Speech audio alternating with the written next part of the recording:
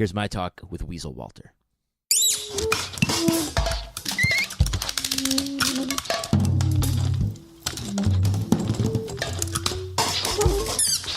But I think he sussed out the music thing and was like, oh, I see where this is going. Oh, you mean like... Yeah, and he moved on.org. He's like, I might want to make $1 or so, you know. I'll do this for fun. That's my advice to young musicians. Play music for fun. When it's not fun, you should do something else. It'll make your life a lot easier. It's so funny. I'm like, cheers. Cheers. That's Beers. to you. Beers to you.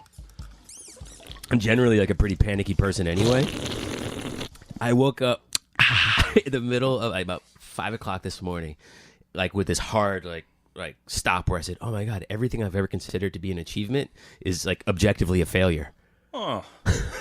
Don't you think life is just a series of failures anyways? I mean, I think most people, even the most successful Machiavellian people, will have to admit that most of their efforts were failures until they weren't. Right, but I mean, like, as someone who, you know, has gone through some pretty rough periods, like going way back to early childhood, I developed this thing as a kid. I started doing this where, like, when I really like felt like I was at the bottom, I would say, all right, well, let me look at the last month. Like, what did I do? And, you know, so as an adult, it'll be like, all right, well, I did that tour, I made that record, But now I realize, like, if I went to anyone who, like, didn't know or didn't give a fuck about this music, who was just leading, like, a successful life, and I was like, well, I made this record that I only lost $1,500 on. I did this tour where, like, I got a hotel half the time. They'd be like, what's wrong with you? But, you know, when you get to be so good at failing, you kind of have to own it at some point. And I feel like I've done that. Like, to me, failure isn't almost a bad word at this point. It's like you took the chance to do something. That's the beauty of life. If we're in a position to even take these chances, we're kind of lucky because a lot of people they can't even take the risks that some musicians take. I mean, the risks I've taken are stupid, you know, in many cases. They're outright just dumb decisions, and people have told me such. Right. But, you know, being so idealistic about things the way I am, I just, you know, doody-doody-doo. I mean, I work, you know, I do several day job type things, and like at one of my jobs, there's a lot of Mexican and Guatemalan migrant workers. And I don't even talk to them about like the music and what I do outside of there, because I just know they would be like, you do what with your American freedom? You know, like, why? You read comic books for a living? You know, like, okay, good luck to you. Well, you know, the futility of art is you know, it's as futile as many things that other people have and choose to do with their lives. So, I mean, once again, it's like, own your failure, own the futility, own the pointlessness. I mean, it's structuralism to me. The reason why I'm involved in music is because I love structure and hierarchies and all this stuff, and I get to play with it, and it's just an intellectual thing, you know? I mean, I don't see it as... you're talking about the actual process of creating I don't see work. It's like people who geek out on chess or something. Yeah, know? Totally. I always, like, you know, my favorite aspect of music making, and I've said this 1,000 times, I know people are sick of hearing it, but, like, my favorite aspect of music making is being, like, mixing records, making records.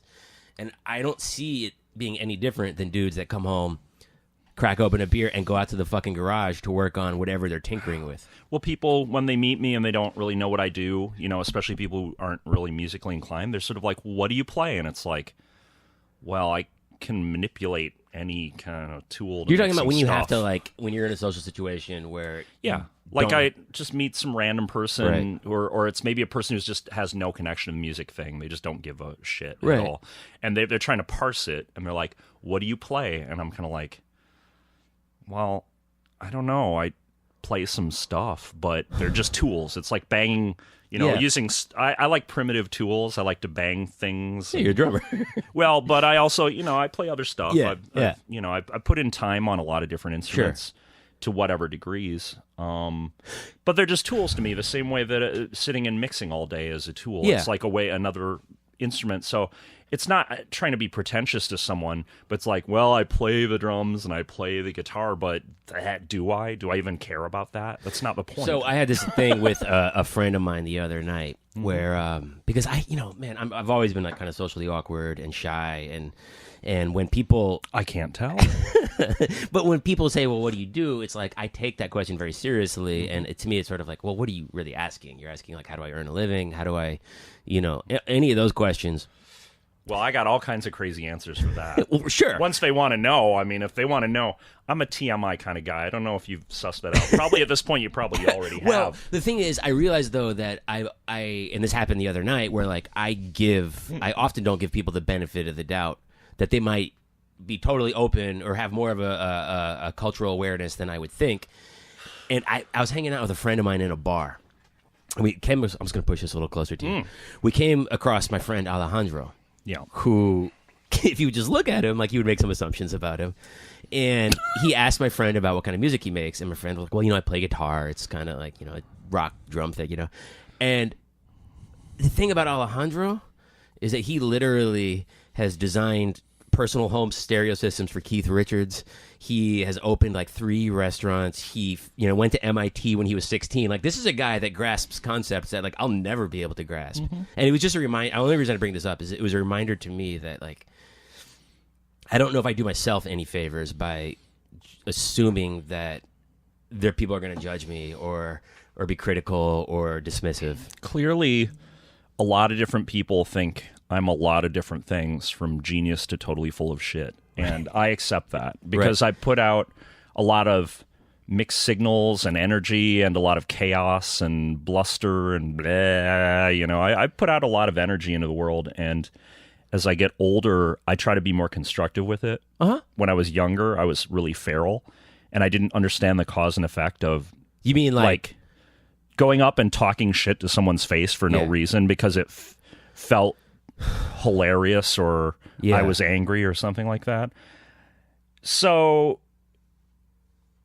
I don't know. I have like a reputation that precedes me in some ways, and I have to sort of own that as well. It's like another thing where I've done and said a lot of things that are controversial to some people and made them think certain things about me through my career, and I, in a weird way, I can own that. But also, do you regret that? I don't know if regret is the right word, but I think things would have turned out for me differently if I had been more socially aware when I was a young man, and I spent a lot of time burning a lot of bridges and stuff like that. Yeah, I'm I know it would be different, but my attitude is I am who I am now, and I'm like, I try to be considerate of people, and I try to be a straight talker, and I kind of, Is this a more recent phenomenon? Yeah. Is it related to age, related to... I think it's... I've had a pretty intense life, and I think my interactions with people, I think I've come to certain conclusions that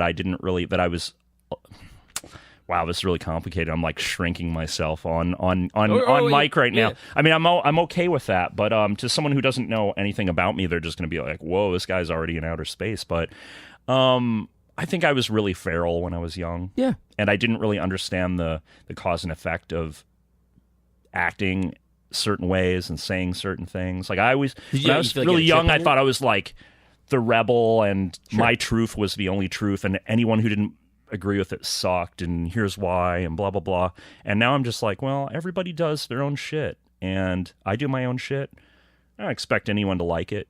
Those who do, hats off to you. I'm glad, but like, everyone's just trying to do their stuff. Yeah. And it's not my job to like be like, your stuff stinks, you're the worst. It's just like I mind my own business and I do my stuff, and people who like it, people who don't, it's to be expected. Yeah, I can relate to that. I mean, I've certainly burnt, and it's something I've been thinking about a lot lately. I've burned some bridges, and I don't harp on it. Why did we do that though? That's the question. I mean, I could like here's like a really specific example is I had a friend who sort of adopted, like one day this person made me their best friend. Okay. This is another musician who was a very well-connected musician. Okay. And they burned me out. They really didn't show a lot of consideration for me as a friend. They were objectively a bad friend. Okay. And on some pretty questionable advice, the term that people now use, I ghosted them. I stopped returning their calls. I cut them out. I said, fuck that. And I don't now, and this is years ago, I don't give it, if I've said hi to that person in public, they don't even acknowledge me. Mm-hmm.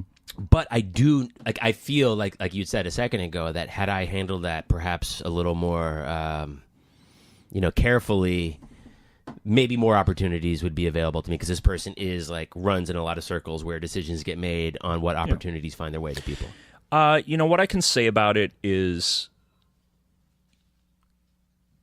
looking back on my life, it's some real Freudian shit. Sure. It's like I came from a working class. So you're sorry. No, this is a good point. So you're from like Southern Illinois. I'm from Rockford, Illinois. Is that I'm ignorant? It's the alternately second, third largest city. It's like 150,000. It's by the Wisconsin border. Okay. It's the home of Cheap Trick. Yeah.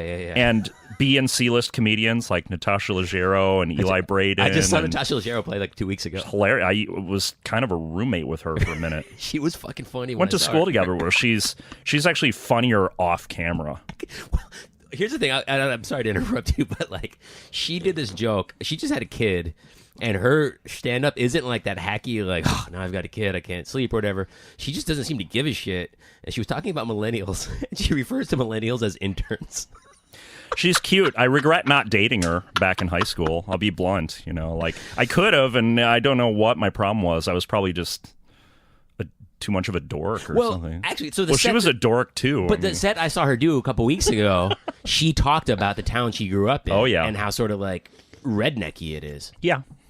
Well, I'm working class. I mean, my dad was a high school dropout firefighter who hung drywall and painted. And my mom was a housewife and they were secretary. native to the area? Ish. Yeah. I mean, my family, most of them are still there. Yeah. I couldn't wait to get the fuck out. But you're what, a second, third generation Rockvillian? Well, let's see. Yeah, something like that. I mean, also important to my story is that most of the men on my dad's side fought in wars. They were grunts who fought in wars. Your dad was in them? Yes. So, and World War II, World War I, on down the line. My great grandfather was a Prussian soldier in World War I. Yeah. Yeah. So, I mean, I have all this like war and shit in my psyche. That's why my music is the way it is. I mean, I'm a firm believer in intergenerational trauma. Man, as I get older, I just see, whoa, how genetically things like trauma and stuff like that is passed down through everybody. Yeah. It's part of your psyche. It's part of your DNA. It's like you can't blame anyone for it. It's just your story. It's your bloodline. Yeah. I have a very warlike bloodline, and it's I'm probably the most avant-garde member of my lineage so far. I mean, seemingly, if there's like, yeah, I got the mutant gene. So, I mean, it sounds like, I mean, certainly there's been an idea in America, and it kind of like we're the first generation to not deal with this, but like you grow up, you go to war, you come back, start a family, and it's not really like that outrageous of an idea. That was the thing. Well, I went out and I fought some kind of aesthetic war where I was taking no prisoners. So wait, what did your dad do for a living? Well, he was a firefighter. Sort of like a low rank. He retired as a firefighter, but he was like he didn't really have an education, so he couldn't really be an officer or anything. He was kind of like the legacy grunt, right? Hook and ladder. He was a paramedic for a little while. Still alive? Yeah, he's still alive. Yeah, he's in his 70s. He and he hung drywall on the side and did painting and stuff like that. He was lower middle class stuff to get by. Sure. I had a pretty humble upbringing. Brothers and sisters? I have a younger sister, 2 years younger, and she's normal. Did she still live in Rockville? Yeah, Rockford. Rockford. Yeah. I'm sorry. That's okay. Home of Cheap Trick, very important. Don't go back to Rockville. Where was Bix Biter be from? Good question. Illinois, but I don't know where. I feel okay. Anyway, could be. I feel like it's. I'm just thinking back to like that Ken Burns jazz documentary. Well, and also when I was a kid, there was an ice cream parlor that was old timey. That was so it had sort of old newspapers from the early 20th century decor, and I'm pretty sure that must have been front and center at this ice cream place that I used to eat at when I was a kid. Yeah, for what it's worth. But so. When did you start playing music? Really early. Your choice. Oh my God. I mean, I just saw stuff. I listen to the radio all the time, and I saw stuff on TV, and I was just like, that's awesome. I want to do this. And it took me a while to figure out how to do it. Like, I had the plastic Kiss guitar when I was 7 or whatever. Yeah. And I remember my early efforts of trying to notate, and I knew nothing, and this thing wasn't in any tuning. It was an actual guitar with strings. It was like a plastic guitar that was about 2.5 feet long, right. plastic strings, no intonation, no tuning. I mean, I might as well have been playing like some it was for rare pictures. ethnic instrument, you know? I mean, it really you couldn't do anything tonal on it. Right. And I was so desperate to be like, well, if I'm going to make a song, I have to remember something. But I don't know anything about notation. Was there anyone in your life who was there to say like, hey, here's like a C major chord? No. Or you need to learn what intervals are? No. Yeah. No. So, I mean, then I moved up to like an acoustic guitar, and then, you know, by the time when I was 11, a lot of important things hit, which was I sort of discovered punk rock and sort of the underground music potential, like non-radio, non-mainstream stuff. Did you enjoy what was on the radio up until that point? Yeah, and I still do. I'm more into Foreigner now than I probably was back then. Like, I actually analytically listen to Foreigner and their production and the structural things and the harmonic things, and I like that shit. I'm a dyed-in-wool classic rock. That stuff gets you. Yeah. Did you go through a period of saying, fuck that? No. Really? No, I always owned it because I thought it was really trashy. I mean, I've always been kind of a dick, and I've always owned my kind of white trash thing because I think it's fun. I mean, it's like, yeah, I'm real into Xenakis and stuff like that, but I'm really into like Journey, Boston, Foreigner, and all that stuff. I mean, it's not like that's all I listen to, but I have a love for it, and anyone who knows me knows that I own that stuff, and it's so part funny. of who I am. Like, I grew up, you know, as we established out there, you know, I'm 8 years younger than you, but I have an older sister, 6 years older, and we grew up dirt fucking poor in the middle of nowhere. But as a kid, it took me a while to realize that I hated music growing up because it sounded like that. It sounded like Journey. It sounded like Eye of the Tiger. It sounded like the music that like people that weren't like me liked. And it wasn't until I think I heard like Nat King Cole. My grandfather listening to it. I was like, oh, I kind of like that. I hated music. I started out with Kiss. That was the first band I liked, and honestly, in retrospect, Kiss are basically a punk rock band about blowjobs. Yeah. I mean, they're basically just like the worst, like hairy ball, kind of sweaty. They're idiots. They're fucking gross. Yeah, they're morons. But I kind of like it as stupidity. Like I like the mass stupidity on a huge scale. Like it's kind of like. I mean, Gene Simmons is Donald Trump. They're the same thing. A terrible person. Yeah, they're the same thing. He cares not about any of us. I mean, he would execute the entire world for $1. I mean, he does not care. He's a terrible person, but there was something about that. Marketing is so weird, and I mean, Kiss is very theatrical. They were. Well, it was basically like punk rock played by macho superheroes, you know, like misogynist superheroes. I mean, and it's kind of ludicrous for what it is, but, I don't spend a lot of time on Kiss these days, but it's, to me, I liked the aggression of it, and I liked the showiness and the sort of black and silver and red kind of thing. Sure. But, by the time I was like in my early teens, I was really affected by punk because, especially 70s kind of like British punk, because I liked the way it looked, and I liked the way it sounded, and I liked that it took things a little further. So being a music dork, I was a kid who used to copy down the names of like band members in a notebook and all their albums and what dates. I have that stuff at my parents' You still house. have it? Oh, yeah. Can't find it, but I do have those, and they're very extensive, and I'm killing to find those things. But I would do my music research because I was really into music, and my parents were like, "Uh-oh, he's into music." So I took. I mean, what would they have hoped? I don't think they had any design for me. I think they just instinctually could tell. They're like, "Oh God, this is no way to make a living." Yeah. Which now it's like. They're right, but that's not why I did it. Right. That wasn't really the motivation, and I kind of do barely make a living. Right. It's good enough for me. But the whole thing was, I think that the music thing became like a whole identity, like a signifier for me in terms of total worldview and attitude and being DIY, like being self-sufficient and making your own stuff and making your own culture. That and aspect was immediately attractive to you? Yeah, and being part of a culture and uniting people and having a common message that was maybe against the mainstream and stuff. I've always been a nonconformist. Like, I always despised conformity. Yeah. I still do. But I'm softer on it now. I'm just like, well, but that's natural. I'm just not part of that. I have the defect. I'm a mutant. I have nonconformity gene. Right. Everyone else has it because they're normal. It's fine. Right. And conformity is what creates society, really. I mean, it's not... I'm lucky I can be a nonconformist in this society, that they allow me the space to be it, because it's not guaranteed. Right. There's plenty of cultures where you're not allowed to be a nonconformist. Right. And you can be murdered. Yeah, my father-in-law's from Pyongyang. Yeah, dude. I mean... Yeah.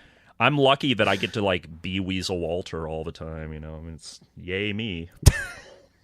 I mean, I pay for it in other ways, but I mean, whatever.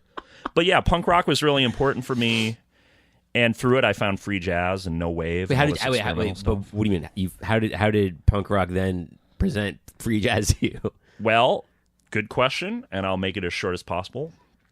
The crossovers, especially in the New York scene, with a lot of kind of loft era players playing with James Chance and the no wave bands, and sort of bands like Defunct and Ronald Shannon Jackson and Ornette Coleman and James Blood Ulmer and all that stuff, sort of playing at the same venues as a lot of the post punk bands. So were you taking that sort of curiosity that you initially took with the radio and applying it to what are these clubs where people are playing, cataloging it? The whole thing. How were you hearing about it if you're in books, Rockford, Illinois?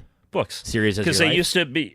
Absolutely. Yeah. I have the copy I stole from the library when I was 13 in my room right now. I had to have it. I'm sorry. Well, I did work there, and it's conflict of interest. You know what? You stealing that book and internalizing it the way that you did has done far more good than if it just sat there, while gone out of print. And some teenagers dry hump each other beside it. It would have been deleted by now. It wouldn't even be in the collection. You were right to steal it. Well, I don't know if I was right, but I felt of desperation that like a book like that. I didn't go just stealing a ton of books from the library. That was one book that I was like, I don't think I'm ever going to see this again, and I relate to this so strongly. There's a lot of answers in there. Yeah, not only that, it documents a lot of stuff that's not really that well documented. It's sort of an in-between period book. It's not like the 60s. It's like that weird pre-loft period. Yeah. So, well, I was just a dork, so I had to know everything. I was really in love with the New York of the 70s vibe, which is a bit mythical and a bit fake. Sure. And, it's a mix of everything. So I was researching the whole punk scene, and then I got really into the no wave stuff because it was sort of the noisier, sort of like punk extrapolated through more of an LSD nihilist kind of nonconformist lens. And a lot of the people that James Chance would use, black musicians in his bands, from the loft scene, like people like Albert McDowell or Bern Nix or all these people. And I was like, who are these guys? And then I'm like, oh, they play with this guy Ornette Coleman. What's this? And I checked it out, and I was like, okay, this is crazy. This is some kind of punk to my ears. What was the first Ornette that you heard? Opening the Caravan of Dreams. Okay, so now I got pretty advanced pretty quick. Yeah, you weren't listening. Shape of Jazz to come, and I eventually caught up with all of it. But the reason why I bought that particular record was, when I was about 13, 14 years old, I really wanted to get that DNA EP. Oh, yeah. And it was on Kip Hanrahan's label, which was really obscure. And I was kind of like, where do I find this record? I'd go to the record store, and they'd be like, we don't know anything about this. This is before that reissue had happened. This is 1987. Okay. And I found that label was distributed by a place called NMDS, New Music Distribution System. Carla Blaze thing. Yeah, exactly. Yeah. Well, at the initial point, yeah. Right. But it was basically the hub for experimental music in the 80s. I mean, all the DIY independent records, like classical, free jazz, like avant-garde shit, all in the NMDS catalog. And I ordered it. I got the catalog. Came in this awesome, I still have it, this Keith Haring cover. Yeah. It's just like the who's who of American and European independent new music labels. And it's like, and there it is, American Clave Records, DNA EP. It's $8. Still in print. They have it. Yeah. Send it to me. So I started buying, that book was a Bible. How were you that. paying for this stuff? You had a job? I had mowed lawns and took out Yeah. the garbage, and I had a job at the library. I used to shelve books. Yeah. I get paid like $3.50 an hour, Sure. or whatever. So yeah, I was buying. I had a little, I probably had like a $5 a week allowance or some crazy stuff like that. So I would just save my money, and then I'd buy an Ornette Coleman record, or there were so many records that catalog had a synopsis of almost every record. So it was like an encyclopedia. Yeah. You could just read this thing like cover to cover It's and a be universe at like, your fingertips. What's Conlon Nancaro? What's who's Meredith Monk? All of it's there. Yeah, it's all there. And I have the last 2 catalogs of that, and they're like enshrined in my reference. When you think back to that time, do you remember like seeing a distinction between like, okay, there's Conlon Nancaro, but then there's Sam Rivers, there's Meredith Monk, and there's also Rashid Ali? Yeah.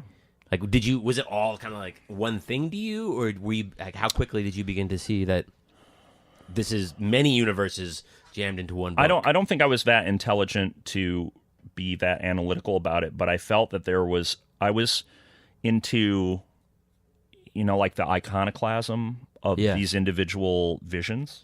Mm-hmm.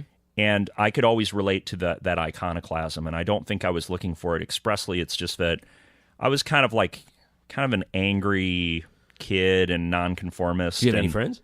Yeah, I had friends, but they were like punks. They were troublemakers. Yeah. Like most of my friends were in jail or had heroin addictions by the time they were in their 20s, basically. Yeah. I definitely hung out with a pretty rough crew, but they were all surrealists.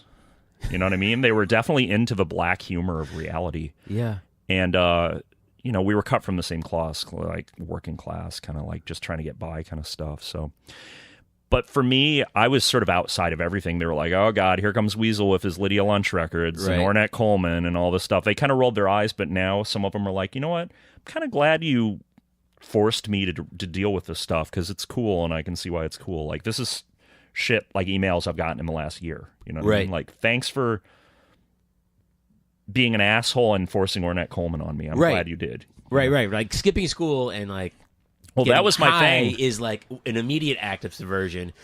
Well, I was just like, why wouldn't people want to listen to Cecil Taylor? What's wrong with you? I'm in high school, like proselytizing, like if you're not into Albert Eiler, you're stupid. You're wrong. You have bad taste. Like, what? But I mean, I stayed like that until I was in my mid 30s, where I was like, if you don't agree with my taste, you're so stupid. I can't. No aesthetic shortcomings will pass my hallowed. I was such an aesthetic fascist. That's what I used to call myself because I was such a asshole about aesthetics because I thought it was the only thing that mattered, right? And they had to be upheld at all costs. Yeah, and I had no time for anyone's bad taste.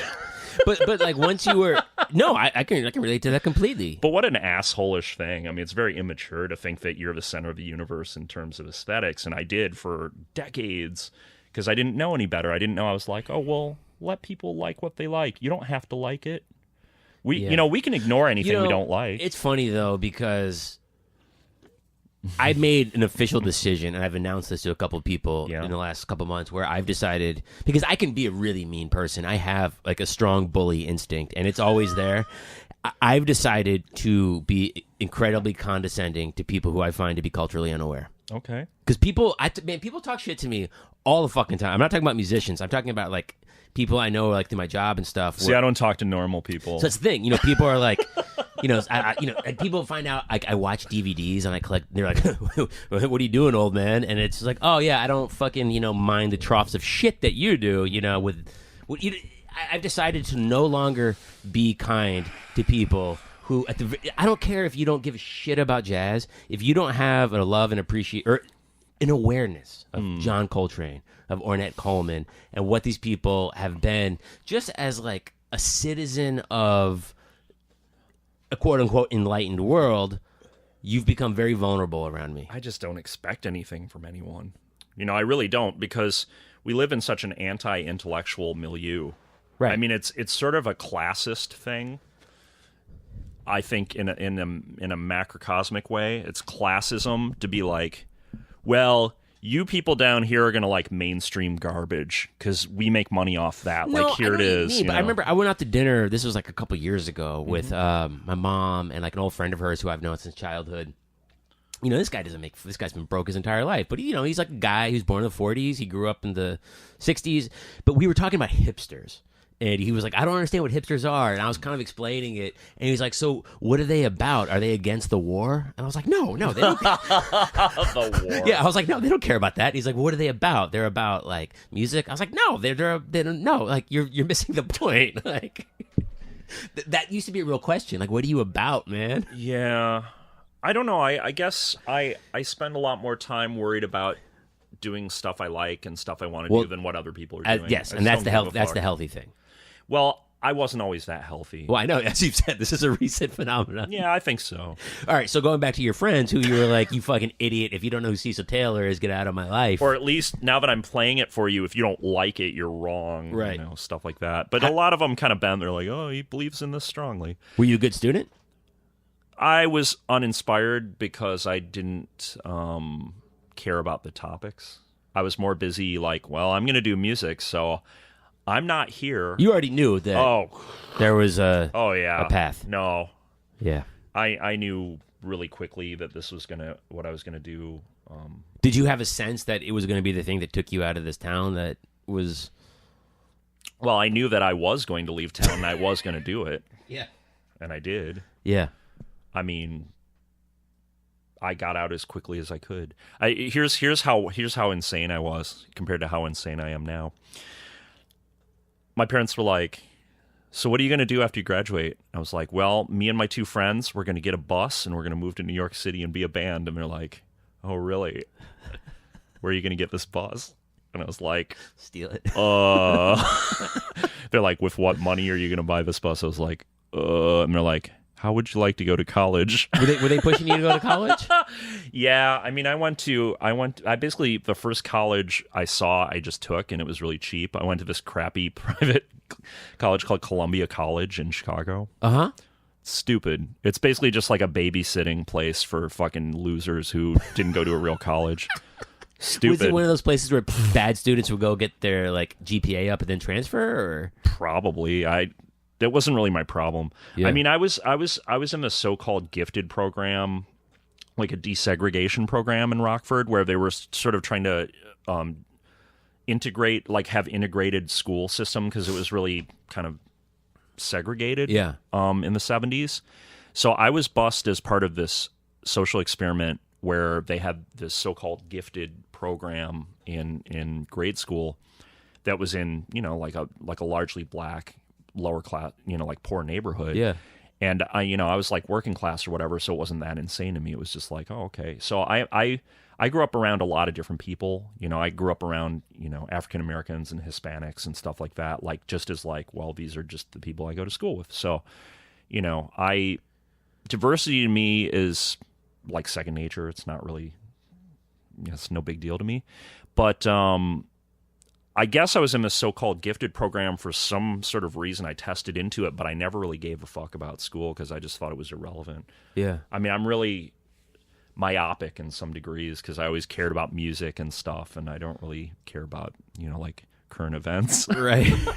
I mean, once again, I can afford to do that. I afford, quote, quote, you know, like I've made that into my life, you know, and I'm not really... I'm sort of like a mensch, like I'm like a juggernaut of music. Like I don't really care about much other stuff. And yeah. There's good and bad things about that. You know what, though? I've realized this recently. Everyone kind of knows about 2 or 3 things, and that's it. Great. I mean, honestly. Well, I know some people who know a lot about a lot of things. I mean, I hang out, you know, I let my friends filter a lot of reality for me. Yeah. I mean, I hang out with news junkies like Tim Dahl and Lydia Lunch and these kind of people, and they just process everything. I can't even believe, like, Tim Dahl's hilarious. He knows everything about everything. It's like, you know, we'll be in the van and he'll be like, well, you know, the thing about 16th century cutlery is, you know, and then he'll go on this long thing about whatever tangent gets brought up. Right. And everyone's in tears laughing because he somehow knows all this stuff. So I like to hang out with people who are smarter than me. That's what I'm saying. Like, I think that's really important. So when you finished high school and you said, we're going to go fucking get a van and go live in New York. And they're just like, yeah, right. I mean, I wanted to go to New York so bad, but I didn't really know what it was about. I had a mythological idea of what it was about. Right, because you've never been. No. And this is 89? I went to 89. 89. So I started college in 90. Yeah. I mean, New York, so David Dinkins was mayor. It was still pretty grim downtown. Oh, no. Oh, you could get really fucked up downtown. Yeah. Like down around here was pretty fucked up. Oh, yeah. Yeah. It was still pretty rough. Yeah. But as far as the music thing went, I can't really say there was... And Knitting Factory would have been popping off like in its heyday at that point. Just getting started, but still kind of sleazy, not really publicized. Yeah. You know?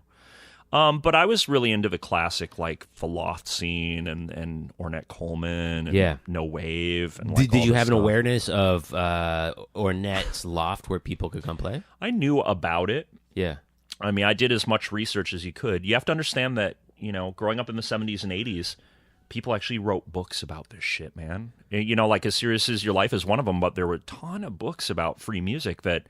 Even in Rockford, Illinois, I could walk into the library and I had no competition. I was reading John Coltrane biographies and, books like John Litweiler's The Freedom Principle and like all these like things and just taking notes and going like, that's who is Charles Tyler? And all this crazy shit as a 17-year-old. Is that something? In the middle of nowhere. I used to buy these records in the middle of nowhere because somebody was cool enough in that town that they used to sell them to this used record store. Were you a tape trader? Did you do that thing where you would mail with people? A little bit, but...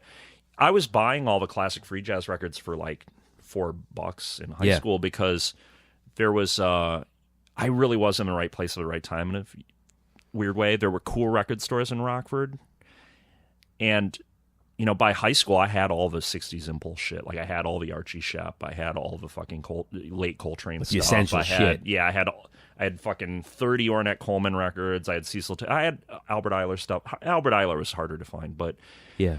But at that point, you could get all that stuff for $4 because nobody wanted it. It wasn't cool. Right. Nobody liked free jazz in the late 80s. Right. I mean, it was like, you couldn't give that stuff away. So I was buying it all for pennies on the dollar. And later on, I sold it to pay my rent. Really? Oh, yeah. By 2000, man, I was eBay. I mean, I have mega feedback on eBay, bro. I mean, I was selling it all. I mean, I was flipping records, like BYGs, all that stuff. I used to buy those for $4, and then I'd be like, well, I got to eat, so I'm going to sell this Sonny Sharrock record for $30, and then that was how I did it. So I don't have a lot of my cool stuff anymore. No. Was it heartbreaking to get rid of that stuff? No. It was essential. I mean, now that I'm 46, I don't feel like my possessions define me as much as they used to.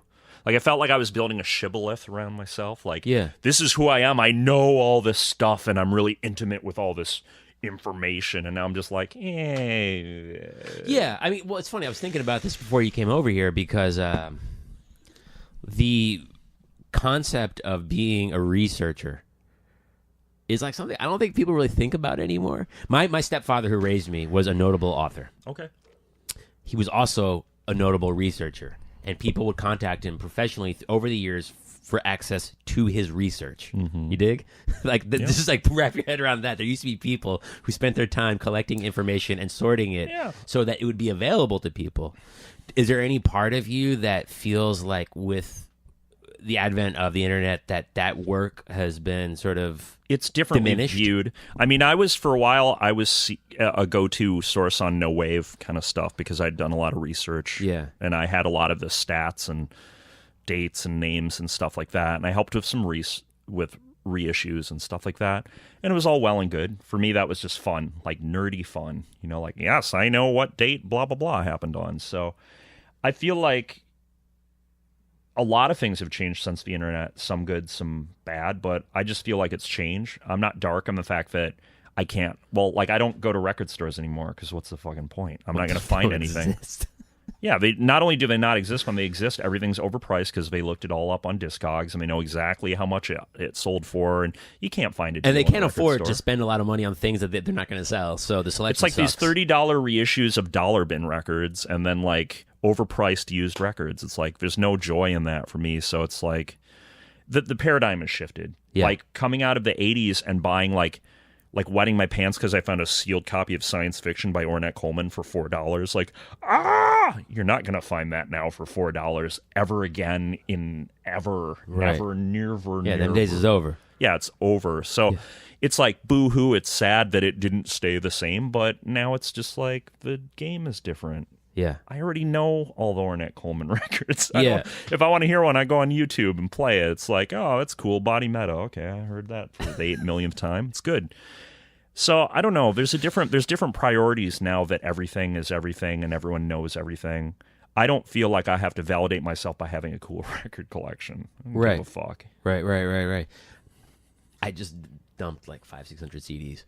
It's easy to do. Thurwell came over. He picked them up. I said, you can have them. Wow. Well, that guy is like a pig in shit now, I'm sure. What a music junkie. He's a huge music junkie. Absolutely. Wait, so did you actually have a band going at this time? Yeah, but it was very crude. I had little punk bands in the 80s that made demo tapes and stuff. Uh-huh. Playing a gig, impossible. Making a record, impossible. I mean, I had these weird little bands that would do these rehearsals and record them every week and never went anywhere. I still have all that. That's part of the process. I know, but I was doing in high school I was doing like Contortions covers and Flipper covers and, all this kind of no wave-ish Were you stuff. presenting it as covers? Well, yeah, we just were like, let's play the song Contort Yourself or something like that, like something to do. We sucked. We were terrible. I mean, I had people for a long time tell me that I was very bad at playing instruments. Like, in the moment. Like, you'll never be any good. Like, you're a shitty drummer. Like, I had people tell me that for a long time. I was just kind of like, well, but I like doing it, and I'm doing it. Yeah. Where are they now? I don't know. I might still be a shitty drummer. It's hard to say. I mean, I do some things, but, like I said, to go back to that idea, they're just tools. Like, I like to make music and structure, and I use something like the drums as a tool. I don't care about being the best drummer. Yeah. I'm pretty much self-taught, in everything. So. Yeah. No, me too. Did, so how long did you stick around at Columbia College? I made it through. I slept through You did 4.5 years. Yeah. 4 Yeah, I have a bachelor. I have a BA in composition for what it's worth. You studied composition there? I guess if sleeping through classes is studying, I went to the library. Well, I got to Chicago and I started playing in bands. I was like, smell you later, school. Yeah. I started playing in weird bands. I served the Flying Lutenbachers in 1991. I met Hal Russell, and he kind of liked my energy. And Hal Russell needed a farm team to play his charts and stuff. Right. And he was like, oh, here's this 19-year-old asshole playing the drums. Like, he's good enough. He'll be fine. Right. So we kind of made this group called the Flying Lutenbachers. And what was the initial lineup? It was me on drums and Hal Russell, the late Hal Russell, who died in like 93, I think, on saxophone, trumpet, and this guy, Chad Organ. Do you hear that? It's like a fucking rat or something running into the ceiling. You hear that, right? Nah. Right. Too into myself. Can't hear it. So you and Hal Russell. So I started this free jazz trio. Yeah, but so it was Hal Russell playing sax and trumpet. And this guy I met at school named Chad Organ, who was a guy that worked at a record store who was we shared some taste in music. And he kind of invited himself in the band. I was kind of like, oh. You heard that, right? Yeah, I totally heard that. Okay, sorry. It's awesome. Musique verite. Yeah, we had a free jazz trio. We just do Albert Ayler covers. We play Ghosts and Vibrations and all this kind of shit. And we had some original stuff. And still, as a 19-year-old kid, I had no idea how to get a gig or anything like that. We basically used to take the bus out to his place in Lyons, Illinois, and jam in his fucking. So you weren't gigging; you were just jamming. No, that lineup did a radio show on Northwestern University in '92, and that was the only public thing that we did because we just didn't. I don't think Hal really cared about playing gigs with us. I think we were like his farm team. Sure. Like he was just like working out charts with us and stuff. Yeah. But I was like serious. I was like, we got to do this. We got to do this. And Hal Russell kind of didn't. He was kind of like, I don't know. And I finally booked a gig. I found out how to book a gig opening for a band in '92 at this place called Lounge Acts. And I was like, hey, Hal, I got a gig. And he's like, hey, man, so what does it pay? I was like, I don't know, pay, like, whatever they pay us. And he's like, well, you got to give me $50. This and I was is 93? Like, 92. And I was like, ugh, I don't have $50. And he's like, well, I can't play the gig. And I was like, what? And hung up the phone. I was like, I'm not going to play this gig? And then I had met a guy named Ken Vandermark recently. And I was like, Ken, it's Weasel. Remember me? Yeah. Do you want to play a gig? Yeah. And that was our first gig, basically. Ken Vandermark came in learned all the charts with like a few days, and we played a gig. And that was Hal's exit from the group? Yeah. I mean, he's really bitter that I kept the band name. Did he come up with it? Well, his real name was Harold Russell Lutenbacher, so it was kind of a play on his name. He was like, "That's my name," and I was just kind of like, "But I made this logo, and like we have these songs," and I was real, I was just like, "I'm gonna do this. Like, this is my band now. Bye," and I just kept it going. I mean, I think I kind of hijacked the band really early on, and I kind of stayed that way. It never really was a democracy. It was always kind of me leading. Did it start with the under the guise of this is an egalitarian? Well, to be honest, to be fair to him, he's kind of right. You know, in retrospect, it was his name, and I probably should have just changed the name and started over, but it didn't happen. So it's like you can't really erase history. Yeah. But I think he actually had a point retrospectively. Sure. I probably should have changed the name of the band and then just did my own thing. But we kept it. But the name is a non sequitur. Most people don't know what the fuck it means. Right. It's just some stupid name, Yeah, but if it was, I think I would be pretty bothered if someone started a band called the Flying Simmermans after I left. Well, there you go. Yeah. There you go. So I can see the other side of a point, but he is long deceased, and that's life. And now you honor his legacy with this band's name. Oh, I don't know. He's such a small part of it. I mean, that's like another lifetime ago to me. So the initial gigging trio was you, Ken, and Chris. This guy, Chad Organ. Chad, I'm sorry. That's okay. He doesn't mind. Is he around? That's a story for off camera. He lives under another pseudonym now, and I've been sworn to secrecy on it. He is not part of the public eye, no. Okay. But that's another lifetime ago. That's just ephemeral. So I've actually talked with Ken about this time in Chicago, and not specifically about the Littenbachers, but just about what the scene was like. Where for someone like him, he told me his experience of that time. Yeah. Where he started booking his own gigs. He was kind of coming out of his shell, and that there was sort of like a natural crossover of jazz groups and groups like Tortoise and who were booking gigs together and actually drawing crowds and doing it in a way that didn't really have precedent. I feel absolutely totally lucky that I came to Chicago exactly when I did, because I got in on the ground floor of a lot of things. Yeah. And when I met Ken Vandermark, we met in Anthony Braxton orchestra workshop, where we were kind of the only people in Champaign Urbana. No, in Rockford. In Rockford. Yeah, I'm sorry, Chicago. Yeah. Braxton came to Chicago, and he held his workshop at this music venue called South End Music Works that I was volunteering at. And Ken, or was it? No, it was part of Columbia College, actually. I think it was part of Columbia College. I'm sorry, this is like cobweb stuff. Yeah, I really have to strain to... But Ken was the only other person in the workshop that actually liked Anthony Braxton's music, so we kind of automatically spied each other. I mean, I've talked to Ken about that period of time, and to him, I think Braxton was a legend. Me too. Yeah, I have, Forces in Motion, huge book in high school. I totally did my research. I loved all the Arista Freedom records and the BYG stuff. I had those. So I take it to understand. I take it that you had an understanding and appreciation of the AACM, totally, and what Chicago meant to that. Totally, and I met a lot of those guys working early on. I was at the AACM's 25th anniversary thing in '92, and I met Roscoe Mitchell, and I met all these guys who were sacred to me. It was pretty insane, and they're just like, "Who's this crazy little kid?" Yeah, and they kind of were like, "All right, that's cool," right? They're just like, "Whatever, weirdo." So you and Ken are in this workshop with Braxton. Yeah, and we noticed that we were the only people who actually liked the music, and that we both kind of could play some stuff. So we kept in touch. And that's the thing, is when Hal bailed from the Lutenbachers thing, right on the cusp of the gig, the mighty first gig, I was like, fuck, how was that gig, by the way? It was fine or whatever, I mean, it's some kid stuff. But at the time, there wasn't a lot of music like that in Chicago. I mean, the free thing was not cool then. There was basically the AACM stuff on the south side of Chicago, which a lot of the A and B list people were long gone in New York or elsewhere. Yeah. So you had kind of this kind of people who weren't really the movers, but they were keeping the thing alive. But it was a little kind of Afrocentric, like dashikis and stuff like that. It wasn't really very hip. It was kind of Latin grooves and stuff. Right. For what it's worth, I mean, but cool people came out of that, and I respect it. I mean, it's the AACM is super important. I have nothing else to say about it.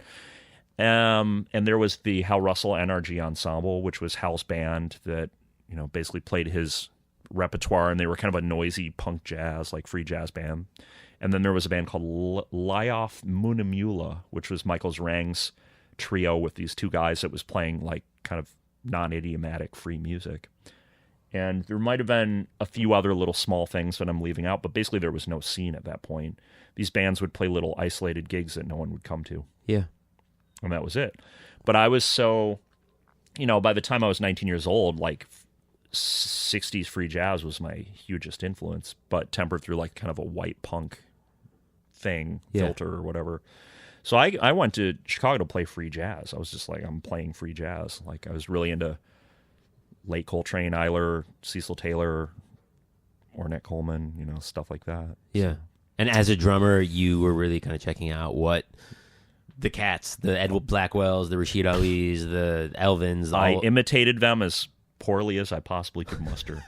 Rashid Ali, huge, especially on the late Coltrane stuff. Yeah. Interstellar Space. Ed Blackwell, I still can't play like Ed Blackwell. No one can. I mean, it's just, that guy was so burning in the early 70s. It's just like, whoa, it's like insane. I can't even believe what he's doing. And it's just like, this shit's 40 years ago. Oh, and his craziest shit isn't really legitimately released. Like, he was most burning around like 72, 73. Yeah. And it's kind of like, when you hear these bootlegs, you're just like, oh my God, it's like insane. A fucking tank. It's fucking insane.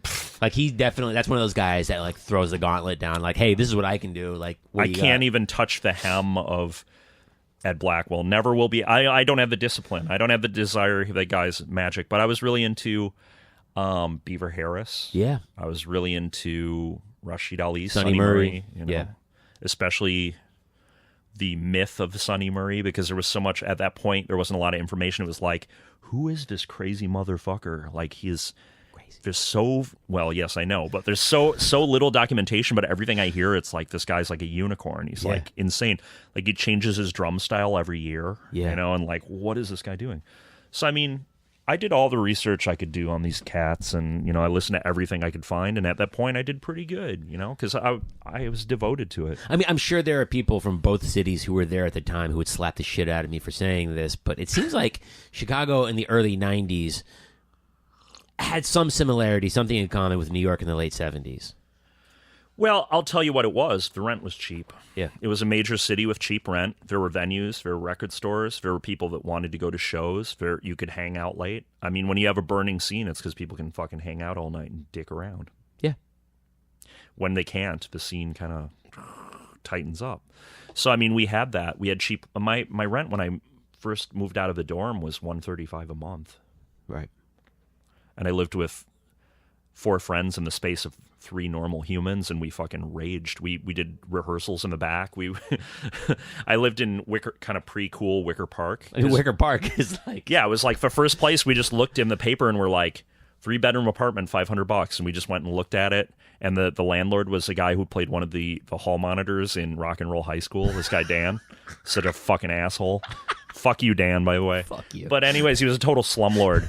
And he was just like, he saw us and he's just like, okay, you little assholes. Yeah, go live in there. And he stopped construction on it. So the second half of the apartment was just open air. Yeah. But we would set up our instruments and jam. And the neighborhood at one point, they wanted to murder us. We were just like, hey! And we're looking down and there's like a crowd of people like, we're going to kill you. And we're like, ah! And we were such idiot like kids. I mean, stupid moron kid stuff of like, yay, we're being really groovy. And everyone's like, we're going to murder you the minute you step out of this apartment. We're like, uh-oh, cause and effect? What the? I didn't know that was... So, I mean, immediately I started, I was a terror. I mean, people who know me from back then know that, yeah, I could be funny, but I was also extremely unfiltered, and I did not think before I talked, and I was really full of shit, and I was...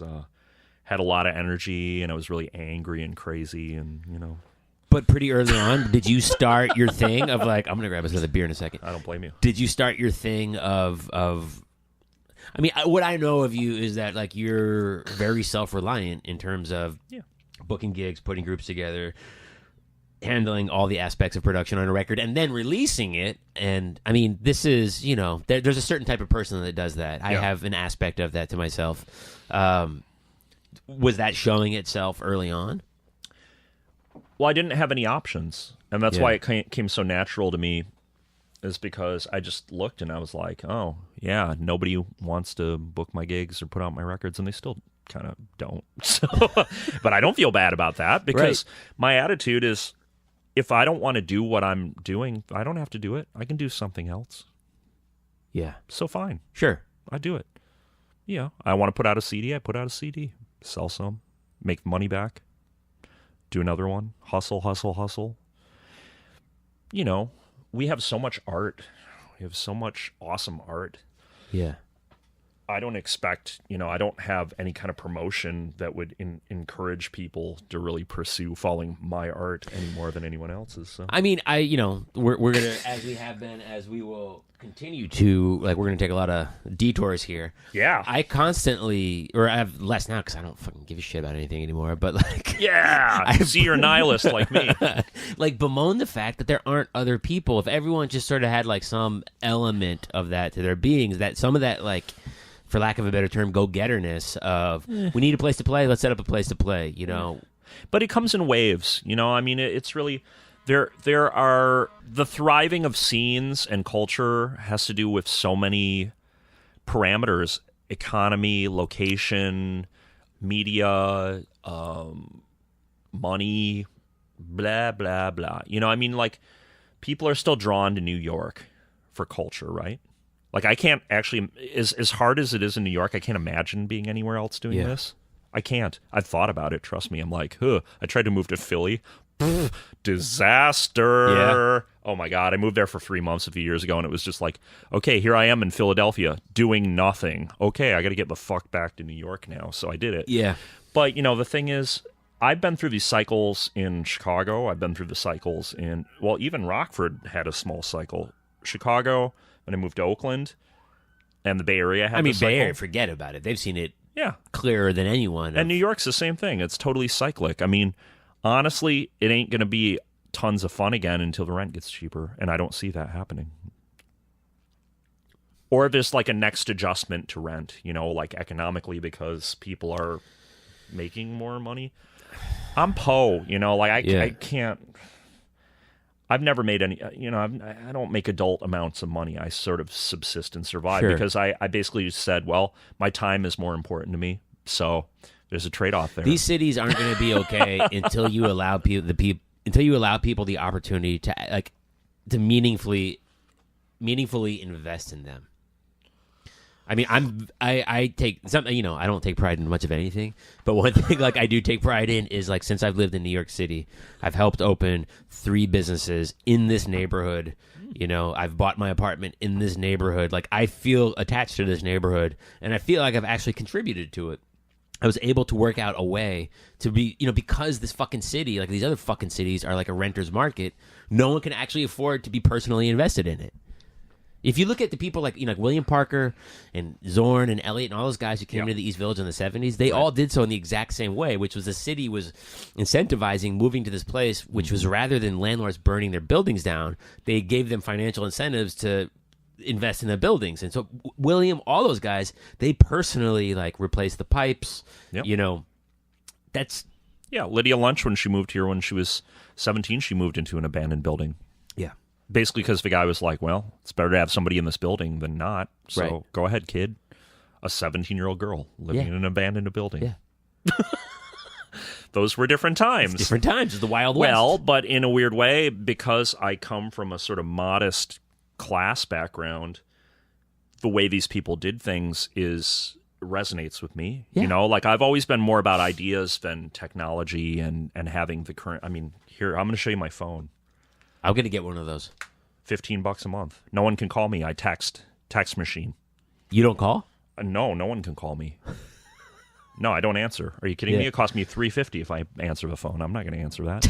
It's not that I'm cheap. I just don't need the I don't need to be walking around the streets going who retweeted my Tinder, or whatever people do. I don't give a crap about that. I am a bit insular in the sense that I have sort of gotten rid of a lot of other things so I could focus on my music game, and having a old flip phone keeps me very disconnected in a way that I have more time for the shit. So What were we talking about? But yeah, New York's a different thing. I mean, But I can't even believe I'm still here because ideally I shouldn't be able to afford to be here. But I keep. You're not a Saudi prince. Like, you shouldn't be able to. No, I have no trust fund. I have nothing. I mean, and it's fine. It's okay. I mean, everyone's different.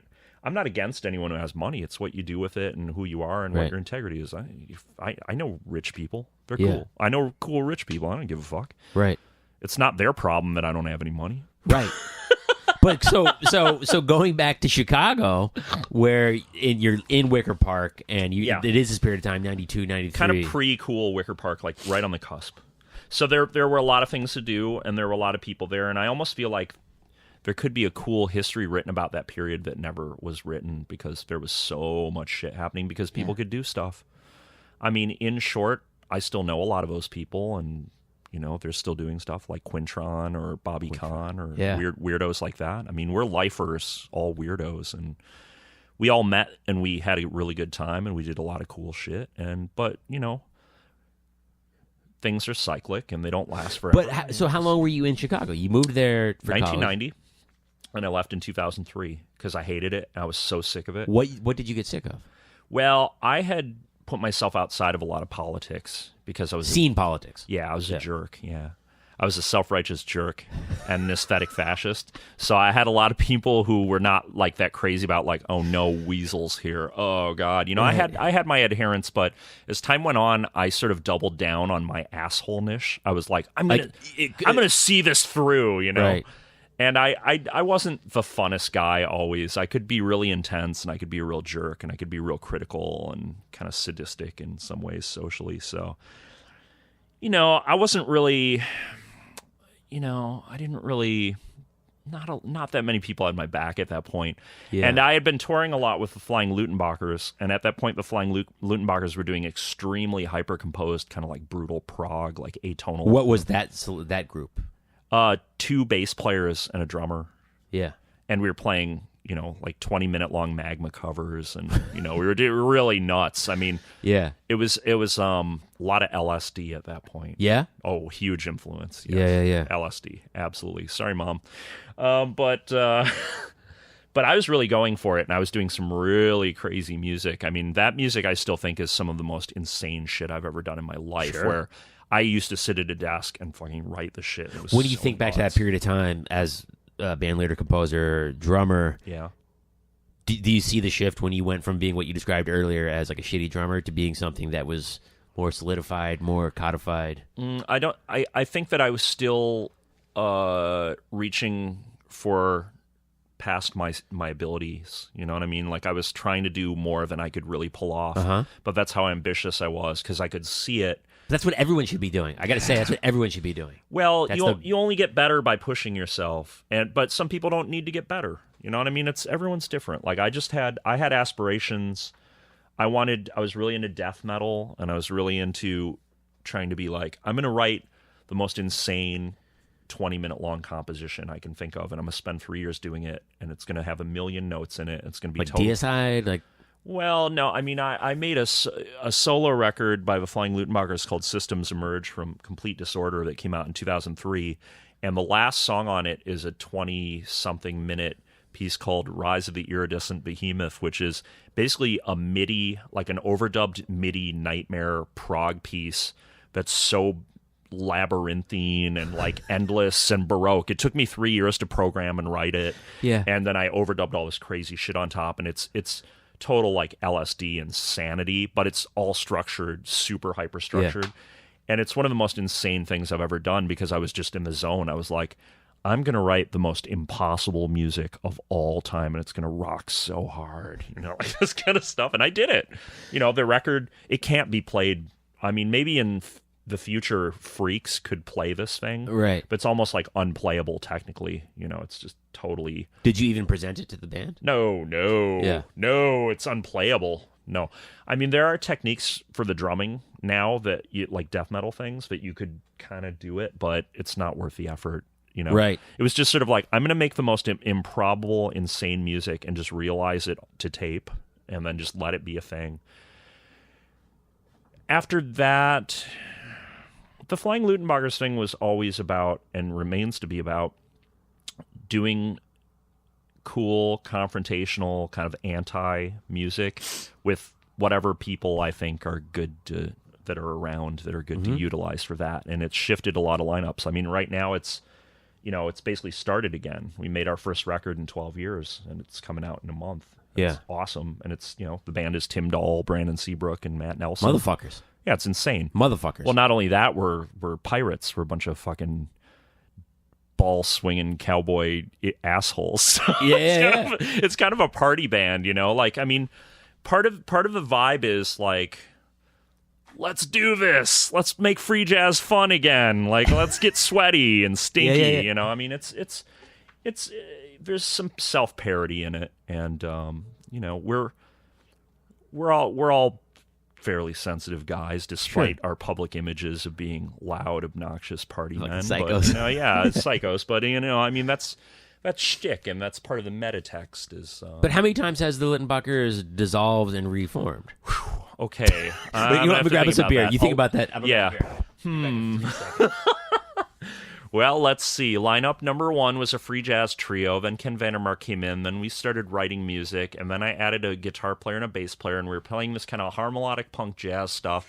And then I fired the band. And then we did this kind of no-wave death metal trio. And then I fired them. And then I wanted to go back to free jazz. Oh, wait. Before that, I did it solo with a tape deck. And then I fired those guys, and then I wanted to play acoustic free jazz. So then I had a band with Fred Lomberg Holm and a bass player and a reed player, and we did a couple albums, and we were playing super, like, FMP'd out, like, hardcore acoustic free jazz. And then I got sick of that, and I was really into prog. I wanted to do, like, a magma, like, prog so thing. Did you said the Littenbachers are my vehicle, and whatever I'm into is how the band's going to... Well, I'm the guy. I am the Flying Littenbachers, yeah. And I work with people. I made a couple solo albums where. But were you doing the thing that everyone does at the time, where you improvise with a million people and make records and have 1,000 projects going at once? By the end of Chicago, I was like, improvised music stinks. It's boring. And then I went to the West Coast, and I met Damon Smith, the bass player. Yeah. And he totally catalyzed me. He's like, "Wait, Weasel Walter's here? Hey, man, you want to play a gig?" I was like, "I guess." Wait, why did you go to the West Coast? That's why I was getting to about 10 minutes ago. Okay. The Flying Luttenbachers were touring a lot. When we had this kind of brutal prog version of the Luttenbachers, we were like, we're going to tour. We're going to fucking tour. And we played like 130 shows in a year or some insane shit like that. And we weren't making any money. We were just like killing ourselves doing this. But we were just like, we got to do this. Like, let's do it. At first, we weren't really playing so good. It was kind of like guys trying to play shit that was a little too hard for them. But by the end, we were kind of killing it. We were burning it because we just paid our dues like the hard way. Sure. And we learned trial by fire. So by the end, we were going out to the West Coast. And the West Coast, San Francisco, is like you could kind of afford to live there still. And the scene was kind of burning. Like people were kind of partying. What year we're talking? 2002. Yeah. And that was even a little late in the game. Like it started about 2000. Tech shit had already started happening. Yeah. That's what burned it out, basically. But you had all these crazy bands out there, these kind of like weird, no-wave-ish kind of noisy bands and stuff. And when we went out there, we were met with a welcoming committee. We played 2 shows in 2 nights with like the most burning bands. It was like Deerhoof and Burmese, Total Shutdown, all these crazy bands. And it was like fucking awesome. And basically, after one of the shows, John Dwyer from the OCs, who's still a close friend of mine, he was in a band called Pink and Brown at that point, which was a real aggro kind of like no-wave duo like band. And it was Dwyer. He's just totally crazy and like confrontational. Afterwards, he's like, "Hey, buddy, let's go out drinking." I was like, "Great." So we went on this insane pub crawl of San Francisco where we kept getting kicked out like of every bar successively because we were being so obnoxious, just like dive bombing people's tables and like, I mean, it was such a trail of tears. It was so funny, but John told me later on that he basically did this thing to seduce me to move out to the West Coast. That's hilarious. Because he was like, afterwards, he's like, "Hey, buddy, you moving here?" I was like, "Yes, I am." Well, did you go to Doc's Clock? Never heard of that one. Really? No. Oh, it's a classic San Francisco bar. Well, I mean, this was more about us just being chaotic all night. Yeah. It wasn't really about the bars per se. Sure, it was sort of like the Mission and, down in there. But we got kicked out of about 6 bars that night, and we were hysterically laughing the whole time. So you made the decision then I'm coming. Yeah, absolutely. And I moved into a loft in Oakland with some of the members of Erase Errata and XBXRX, which is a band that I joined soon after, and, stuff like that. There was basically, they had a real support system there.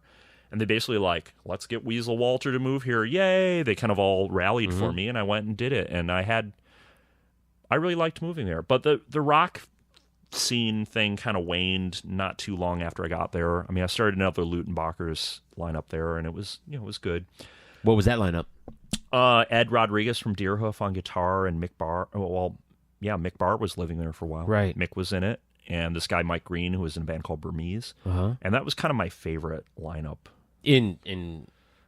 Of the old bands, because they could play anything. I mean, those guys were so sick. I could write anything and they'd play it, and I was super into like all dissonance all the time, all angles, all odd meters, like it had to be totally a 20th century modernism all the way, and those guys were totally into it. So, and you were able to start gigging right away and taking the band out? Yeah, well, originally I did it solo, and then I got those guys, and then, sometimes it takes a while to figure out what I can do with the Flying Lutenbachers, because it's not like, I have the music all ready for you, play it. It's sort of like, well, who's in it? I got to figure out what they can do. But I started playing in a band called XBXRX, which was like a chaotic hardcore band that was sort of a little queer-ish, you know what I mean? Like, it was anti-macho hardcore band. It wasn't like, it was sort of like at one point we wore pink sailor suits, I mean, it was really, really confrontational in this other way, you know what I mean? And we were really noisy and crazy, and Ed from Deerhoof was in it for a while, playing bass, and I was in drum. And it was these younger kids from Alabama. They were about 10 years younger than us, but they had this band, and I had seen them in the late 90s, early 2000s. I was always blown away. They used to do these shows that were like 7 minutes long, where they would play like 6 crazy little 20-second songs and lights and smoke and backflips. And I mean, they were a totally kamikaze band. And when I moved out there, I was like, hey, man, you guys want to do XBXRX? I want to be in it. And they're like, hell yeah. And we made a record in like a few weeks and put it out on Narnak. And I mean, the shit was on. We were on tour like immediately. Yeah. Started the Lutenbachers, started some other stuff. After a few years, the like party rock scene kind of went downhill because the rent started going up and people started kind of having to do shit.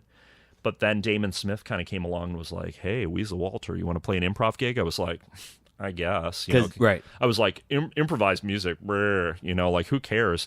And then I was like, oh, wait, it's not that improvised music stinks. It's just that it was really stale for me in Chicago. Like, I just wasn't really into the scene. And, well, I was kind of outside of the scene anyways. So, I wasn't really included in it. But it didn't seem like a viable thing for me in Chicago. But once I went to the Bay Area, there were a ton of, like, cool people playing there. And Damon was bringing a lot of European people over there because... that's why I played with like John Butcher and he was hooking up the gigs for those guys. Yeah, exactly. Yeah. So I mean, for a long time, and I still work with Damon. Damon, I mean, he's great. He's a brother of mine. He is also known as being very outspoken, right. But he, I've seen him play some incredible bass even recently, where I'm just like, oh my god, I get to play with this guy. It's amazing. I mean, and it sounds like he was a conduit for a lot of activity. Well, he basically positioned me in a way that I don't think I could have positioned myself, and that I will be eternally grateful to him for that, because he basically re-sparked my interest in improvised music, and kind of in a weird way got me to start really putting out my own stuff. And I mean, when you think about that time period, how much of that contact with improvised music was also about the relationships that you were forming? Well, the whole Chicago thing, it's not really that happy. Like, I'm not that nostalgic for it, because I was really conflicted intellectually, and I was really feral, and I was really trying to figure out a lot of things, and I didn't have any money. I was really poor, kind of bordering on starving sometimes, and I had very limited resources, but I did a lot with what I had, because I was just like, I'm going to do this. I really put my mind to it, and I just bared through it. And, like some of those old records, they sound like shit because I didn't have any money to mix them or record them on, and they were kind of like the best I could do. But I always felt like this whole thing was going to be a process, and I just stuck with the process. And I don't feel like maudlin about it, you know what I mean? But I feel like the whole Chicago thing, like I did some stuff, but I'm not nostalgic about it, and it's kind of behind me. So, now, like, I mean, for example, Ken Vandermark and I, I was kind of a dick to him when I was young, and Yeah. I could see why he wouldn't want to have too much to do with me. I totally get it. I actually own it, accept it. I can admit it. Right. And now if we see each other, like I saw him on a plane recently and said hi, and he was kind of like, hi. And I just laughed. I was like, ah, ha, ha. But, I made the effort. I said hi to him. I have no hard feelings towards that guy. I mean, whatever, man. He does his shit. He does a lot of stuff. He's done a lot for the scene. He's helped a lot of people. He exposed a lot of people to Peter Brotzman. I mean, Peter Brotzman didn't have a fucking rep in the U.S. before, John Corbett and Ken Vandermark were basically like, hey, Peter Brotzman's great. Can we get him a gig over here? And they like kind of made Brotzman happen in America. So, hey, hats off to you guys, Yeah. I'm older. I'm like, a lot of my conflicts from my cognitive dissonance when I was young, I've resolved a lot of that stuff because it's called growing up, Mm-hmm. So that's where I am now. So anyways, I had a great time on the West Coast. It was fucking awesome. But getting back, but finding until it wasn't. Well, until it wasn't. But the question was rekindling an interest in free improvisation. Yeah. How much of it was, the music and what happens when you're improvising, and how much of it was creating new musical relationships with people in that context? I think it was both. And I think that if the quality of the people that I was playing with wasn't so high on the West Coast, The quality of people. the quality of the music. Yeah. Well, the people in the music, I don't know if they're interchangeable per se, but let's just say that Damon really had his finger. Damon is really like, he's like, Peter Kovalt's like his big thing, like Sure. hardcore, like improvised music. It Right. must be pure, and like Damon was really into that purist thing of like, I only want to. And the reason why a lot of people think Damon's an asshole is because he doesn't suffer fools in improvised music. He's basically like, if you can't play the shit, I don't take you seriously. And if you're going to get in my face about it, I'm going to say something. You know what I mean? So he's a bit standoffish in the sense that he is a purist, and he's like, he doesn't even care if you're like technically a player. You better have a fucking awesome concept if you can't play, and then he'll be like, great, Right. Like, I mean, there's plenty of free jazz players that I love who aren't great technicians, but they had such a, like Frank Lowe or somebody, not like the greatest technician, but he had such a great approach and sound, and he picked cool groups and stuff like that. Somebody like Damon Smith is into that because it's more like the end result is the most important thing. Right. And me too, I think that way. But Damon always kind of knew who like the burning players were, and he took a lot of chances of, like, I played crazy gigs with like Birgit Olher and all these like weird people who will never play with me again. Like, they're just like, this fucking guy, like, what the hell, like these EAI people, like Axel Derner and stuff. Like, I played gigs with them, and people are like, what? Like, you did? And I'm like, well, yeah. And I played dynamics and shit. I didn't come out. I'm not really that into this like full bore like wall of drum shit. I don't, I don't need to do that. Right. I can, but it's not really that interesting to me even at this point. Like being like the most intense bro, that's not really. I don't really care about that anymore. Right. Somebody's got way more balls power than me at this point, maybe even a woman. So like, it's not about like a pissing contest of like, I'm the, I like intensity, but I'm not here to prove that I'm like the most intense person or whatever. I'm just trying to do some shit. But back then, yeah, I mean, I definitely was into overkill as a modus operandi. Was San Francisco or the Bay Area, was it a good base? Was it a good place to focus your energy and It's the coolest place I ever lived, honestly. Yeah. I had a cool place to live that was very, like I had a cool apartment that I split with my wife for $850 a month. That was right on Telegraph Avenue in Oakland, and it was fucking 70 degrees every day, and I could like walk places, and I had 2-3 gigs a week, playing improvised music or doing some rock shit. And I had friends and blah blah blah. I mean, it was real groovy for a while. So why'd you leave that behind? Okay, here's what happened. My rock things were kind of dwindling. It was kind of like they weren't really that well received ultimately, and sometimes you hit a wall when it's just like you can't take it any further. Like the Lutenbachers thing, we had this awesome group, and people were just like not into it. They just like 1 year. When you say they're not into it, that means that people weren't showing up at the gigs? Yeah, it's like as the group got more and more crazy and better, people were just like, We just were into something else. You know how it goes. Sometimes Yeah. you're the right music at the wrong time. Tell it to Albert Eiler. You know, I mean, whatever. The Village concerts, those classic records, dude. There's nobody at those fucking shows. There are like 10 people in the audience. Yeah. You know, whatever. Sometimes you're playing the right music at the wrong time. You can't beat yourself up over it. It's just called life. Right. You know, sometimes people don't like your shit. It's fine. So, you know, we had this, we were killing ourselves playing this super complex music. Taking it as far as you could. Yeah, and the people were just like, Crickets. they're just like, yawn. Yeah, crickets. And I was like, it was hurting my feelings. It was really like, I was like, I was so crestfallen over it. I took it really personally. And I don't do that anymore. I mean, look, there's a certain amount of devastation that goes along with that I don't think anyone's immune to. You bust your ass, and if you feel like you're that tree falling in the woods, it's fucking hard. I mean, I had such a cool crew out there.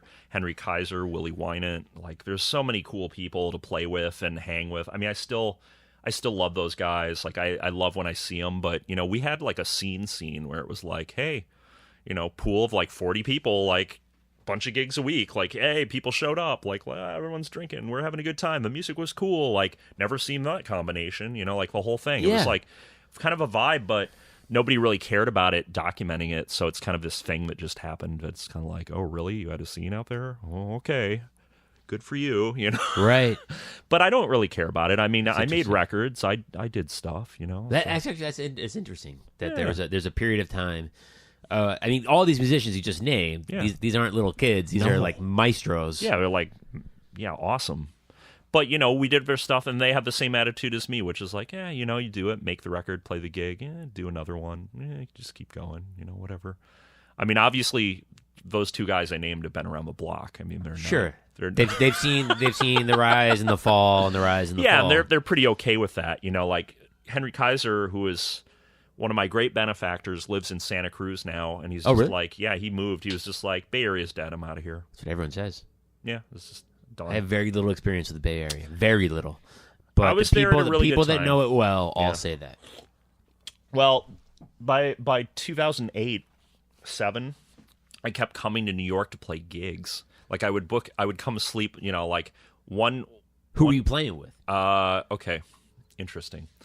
There was a point in 2007, 2008 where I was coming out and playing all these gigs in New York, and I would basically just fly out, borrow a drum kit, and stay for a week and sleep on like couches and shit and play all these gigs. At that point, I had started playing with Mary Halverson. Mm-hmm. I actually slept on her couch for a week doing gigs. It's a comfortable couch, yes. It's her pad's sweet. Yeah, it's anyways, a good pad. And she's in it for life, so it's good. Mark Edwards, I'd kind of dug up. I was a fan of Mark's playing on Dark to Themselves, his Cecil record. Yeah. And he had kind of a reputation, but he wasn't really well recorded. I mean, he had this stuff with Ware, but I didn't really know that stuff. But I knew him with Cecil, and I was kind of like, oh, Mark Edwards, that guy's a motherfucker. And somehow he made himself known to me. Like he wrote me on MySpace or something. And I was like, hey, Mark Edwards from Cecil Taylor's band? He's like, yeah, that's me. He's a real soft-spoken guy. And I was like, you want to play a gig together? He's like, you think you can handle it? And I was like, yeah. He's like, all right, well, if you got the balls, come out. And we did a group with, like 2 drummers, like us both going fucking ape shit with, whatever guys. I would have to check my notes, but we went through a lot of people like Darius Jones, Peter Evans, Sabir Mateen, Roy Campbell. I mean, we had all these like burning cats Some playing. motherfuckers, yeah. Yeah, we with 2 drummers going ape shit. So it was like real old school, but that music, I mean, people showing up for that. No one showed up. Tumbleweeds. Well, a few people would show up. You're talking like we're playing at like Lit Lounge, Delancey, all these fucking dumps, and we're playing to like 10 people or whatever. Yeah. But the point was to record it all, and then we could release it. And me and Mark did a bunch of records, and we documented it, and it was cool. So I was playing with Peter Evans. The Peter Evans thing was really funny. I started playing with Mary Halverson, and we were doing shit. And duo. Yes, duo. Yeah. And Mary goes to me after a gig. He's like, you know what? I think we played at the Stone, and that was our CD Opulence that came out. February 2007. Something like that, yeah. Yes.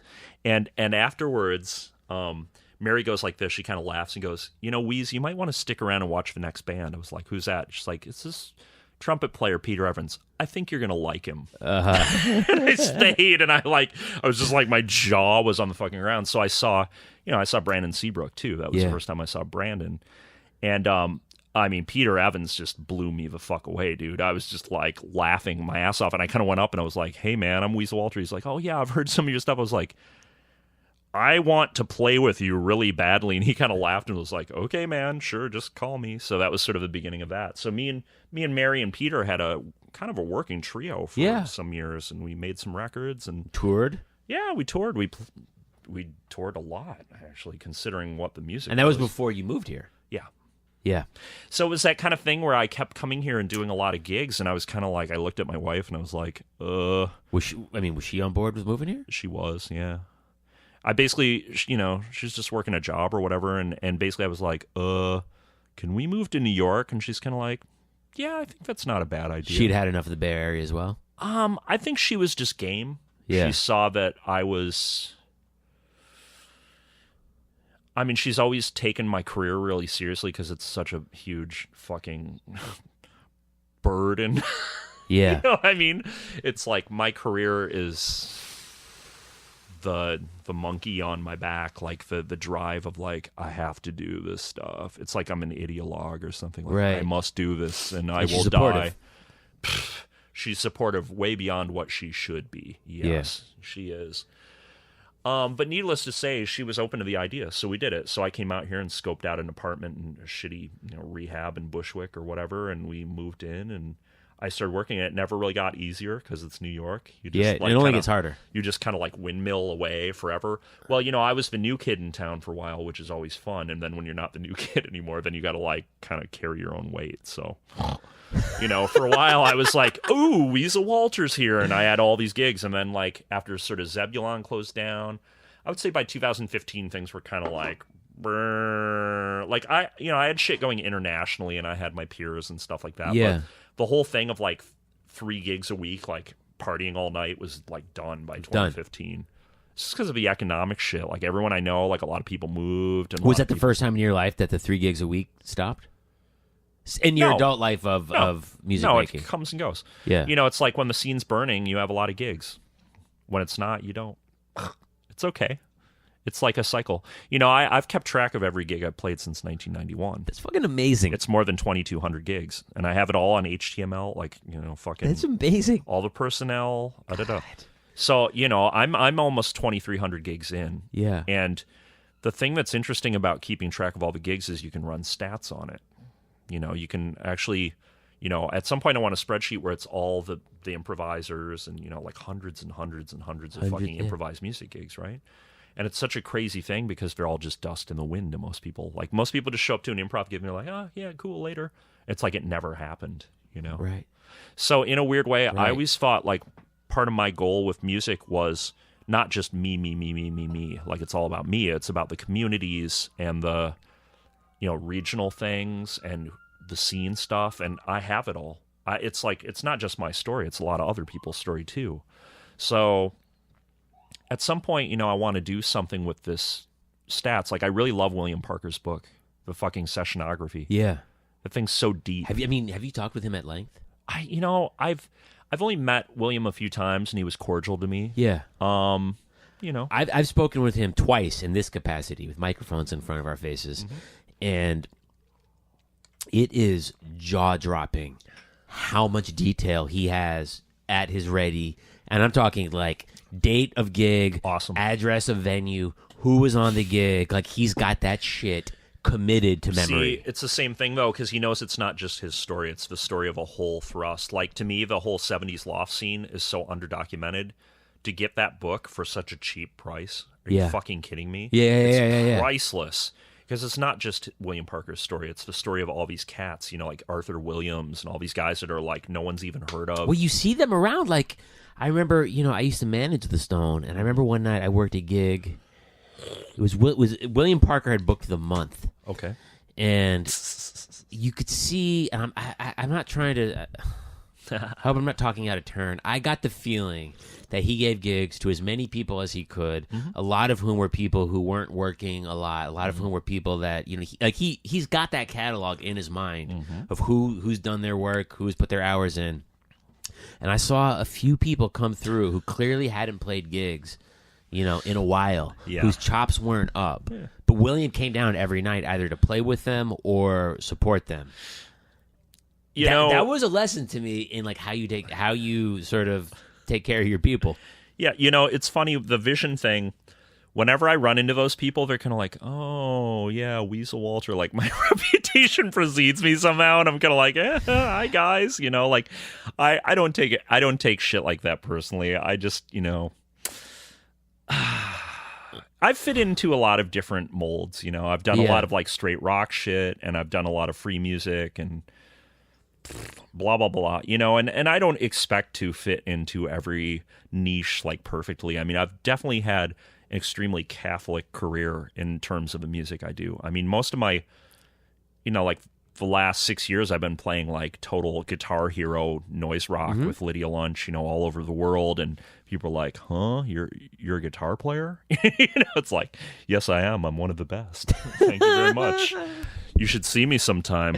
If you want to get drenched in my sweat, you should come check it out. But, I mean, to me, the whole thing is about interfacing with other people. It's not that I decided to have one thing that I do and I'm going to do it till I'm a legend or some bullshit like that.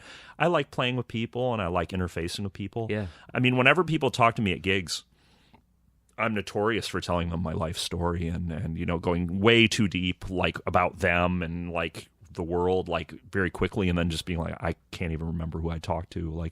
Hey man, you remember when we hung out for 3 hours that night and talked? No, but I'm sure we did. Yeah. It sounds like me. Yeah. I have that thing where all white guys, I have to meet them 30 times before I can remember their faces. Nothing against white guys, but it's just they all look the same to me until I have a reason to remember who they are. Yeah.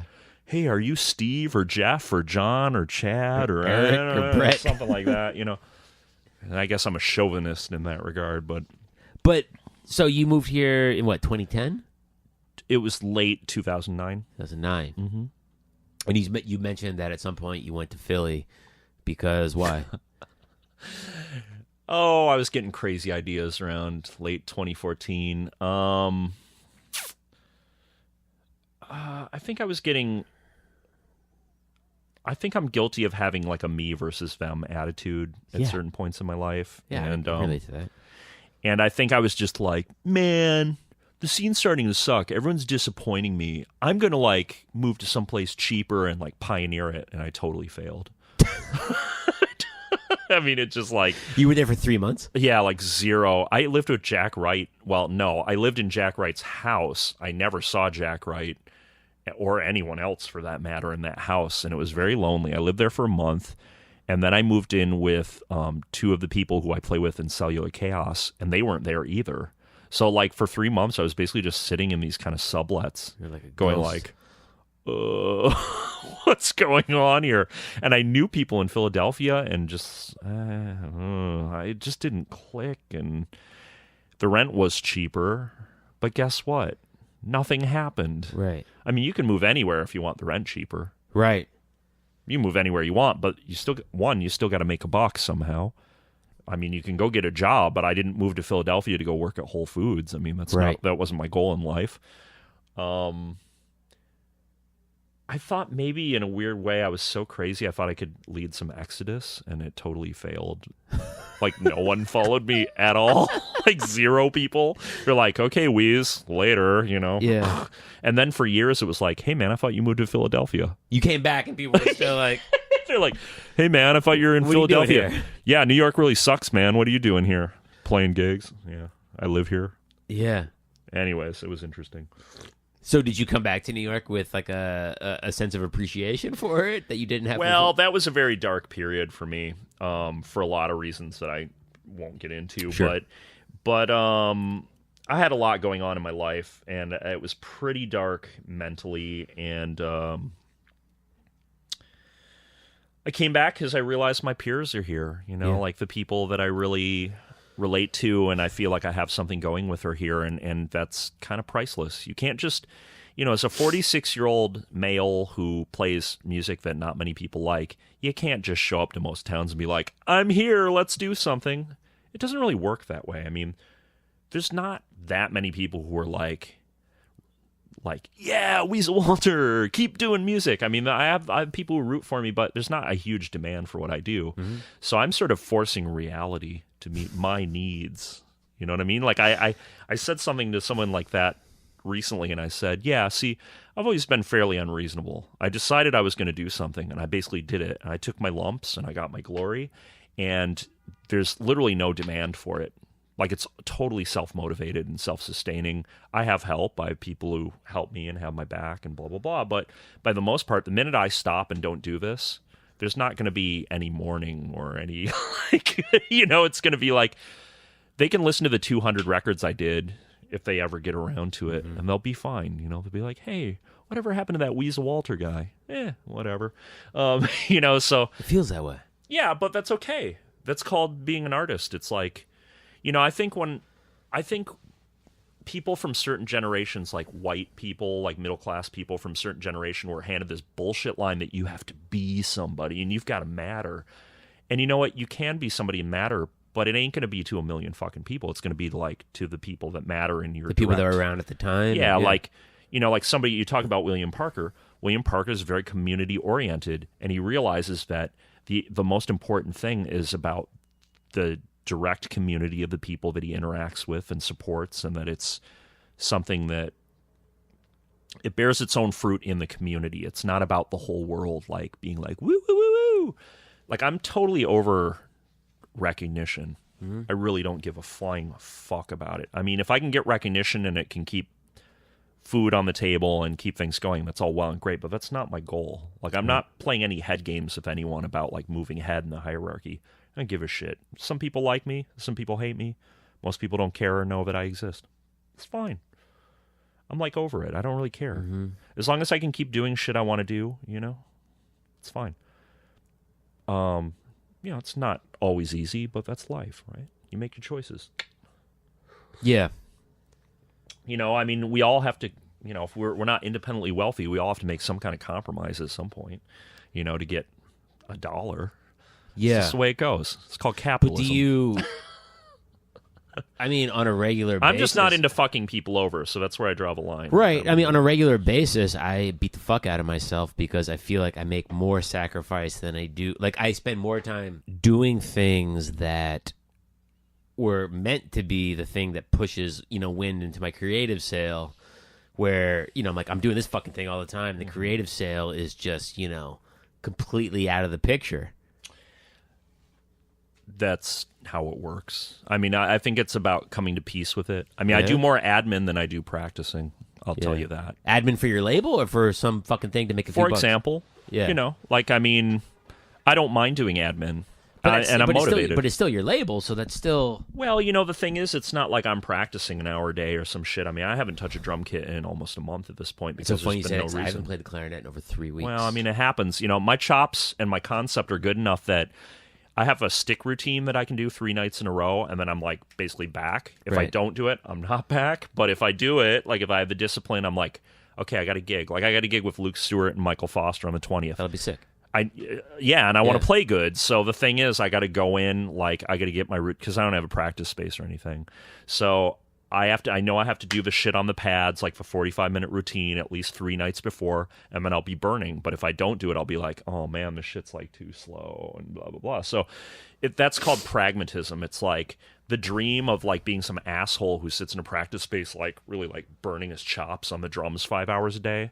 It's not realistic for me. Right. I mean, good bully on whoever does that, but like, that's not, as a 46-year-old guy with no money, I mean, it's just not really practical. Right. So, I have to keep my goals in mind, which are like, okay, let's say I have such and such a gig, and if I want to play at a certain level, I literally know at this point how much work I have to put into it up front to be at the level. Is that comforting? Yes. Yeah, I imagine so. Because it's not such a big onus of like, before I realized that was the equation, I would show up to gigs and people would be like, oh, that was cool. And I was like, but I didn't think it was cool. And I'd be really hard on myself because I wasn't where I wanted to be. But the thing is, you got to solve your own fucking problems. Yeah. Because nobody's going to do it for you, right? I've been one of the whiniest bitches in the world, like on and off my whole fucking life. Like, trust me, people who know me laugh about it, like, Wawa Weasel's coming, he's going to complain about how hard it is that no one likes free jazz or whatever, I'm putting a placeholder in there. I mean, I've spent plenty of periods in my life like whining and kind of bitching about things that I thought were out of my control.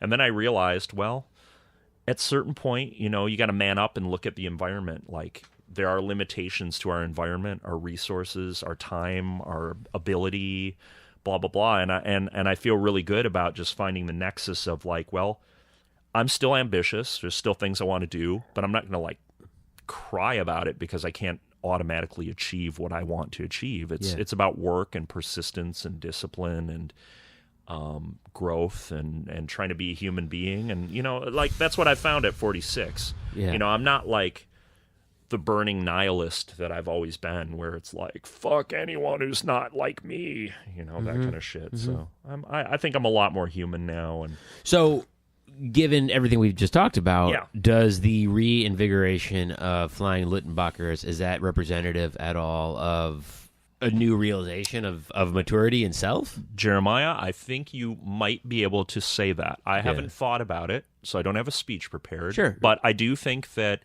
when I quit doing that band, I felt very defeated and I felt very angry and bitter. And it did... I did follow it up instantaneously with a ton of activity that just wasn't really focused in that direction, and I did a lot of cool shit.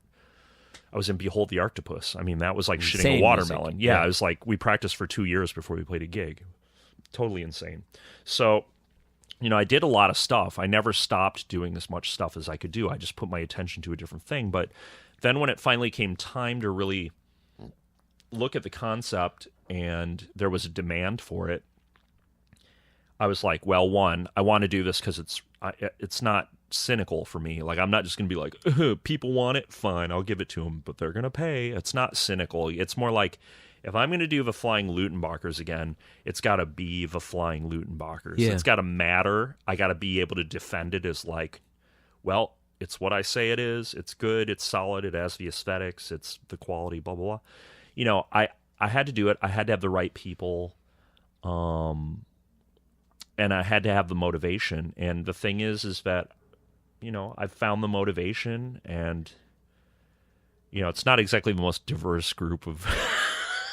You mean in terms of contemporary definition of... Yeah, I mean, it's not, it's a pretty cis-ish, white, male-ish kind of group. But, I know, I dig all that.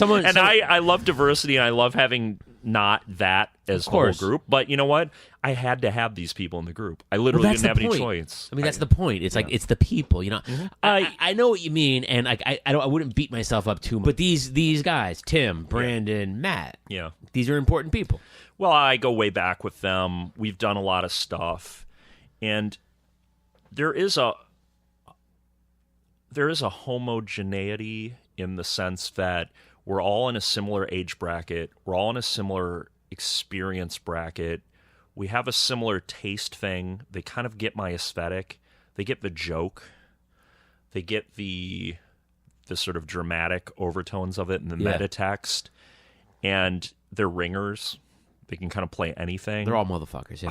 So it's just like that kind of thing where I did rack my brain a little bit. And I was kind of like, do I, in 2018, 19, do I want to like come out and pretty much have this like frat boy band of free jazz? And I was kind of like, you know what?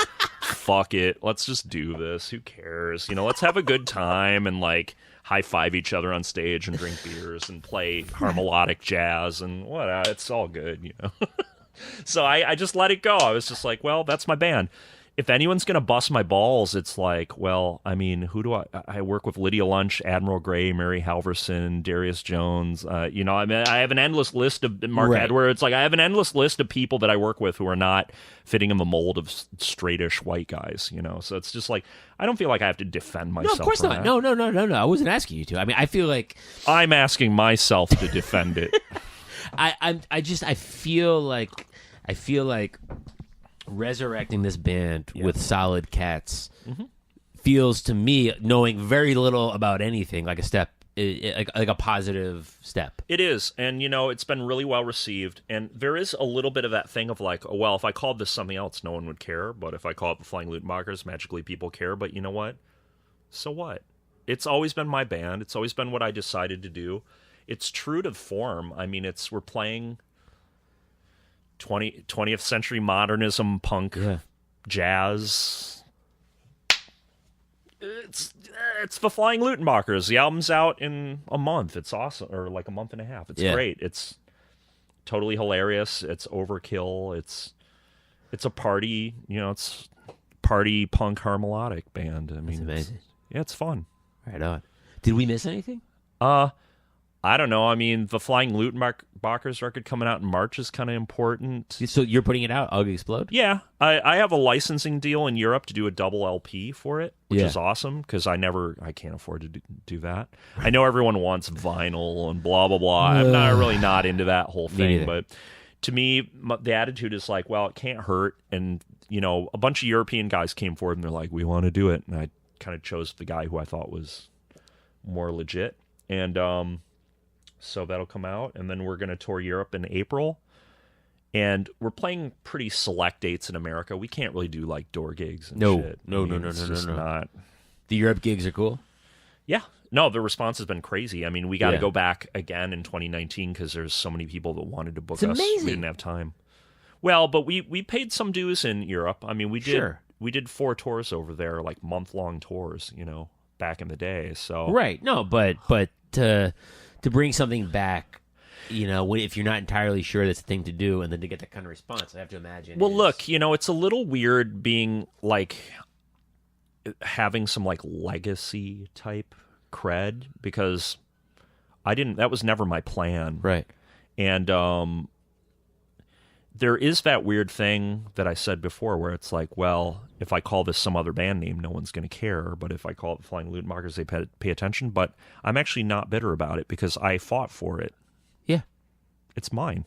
Yeah. I did it, and I'm going to present cool shit, and it's going to be gnarly and awesome and high quality and fun and crazy, and that's what it's supposed to be. And if people get off on it, then I can use it, like I've already thought of expanding the band. Like, there's like sometimes people can't make the gigs because they're like busy guys. They're like ringers. And we're talking about doing some gigs this spring. And I'm talking about like, maybe Wendy Eisenberg could sit in for fucking Brandon monster. Seabrook. Well, she's cool and she can play. And why not give her a chance?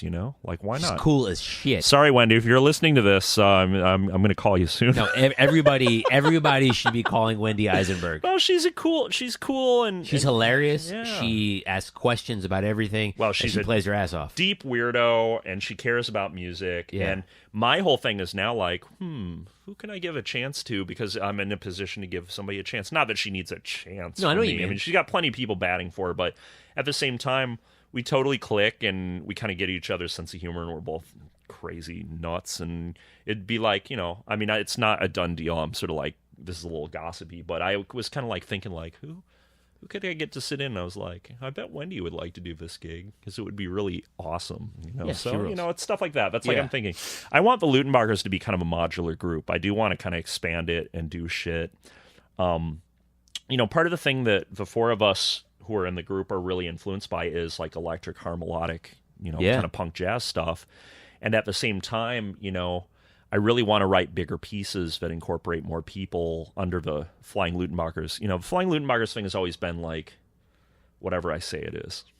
But it's always been sort of geared towards dissonant, angular, deconstruction kind of stuff. So I don't know. I want to use it as a blanket for a lot of different musicians, and having sort of a stable bass group is one idea, and then I can augment it with other people. So, it's cool. That's good. It's good.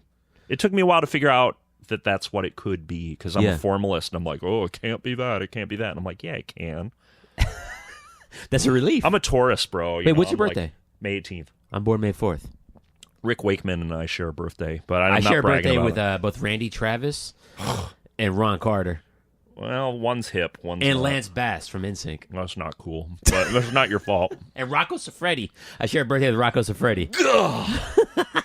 I've never seen his work, but I've heard about It's it. horrifying.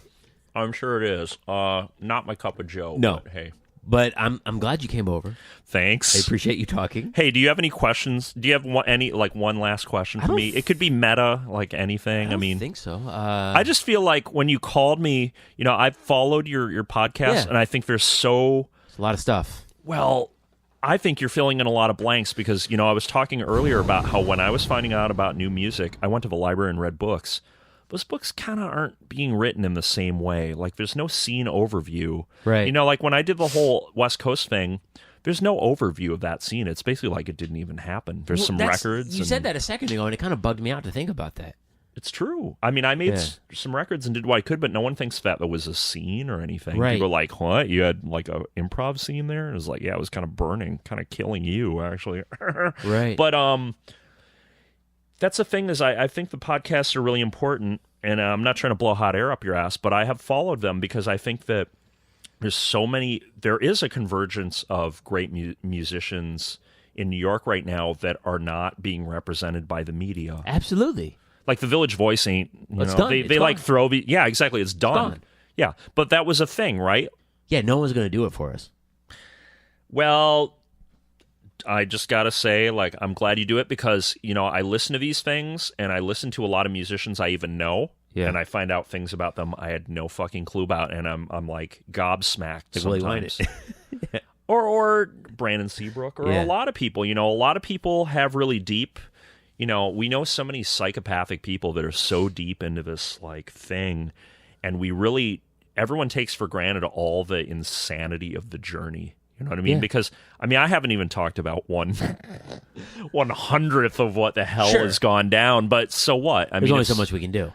Well, and also, everyone has a life, not just musicians. Everyone has like a crazy, long, deep story, and does it matter?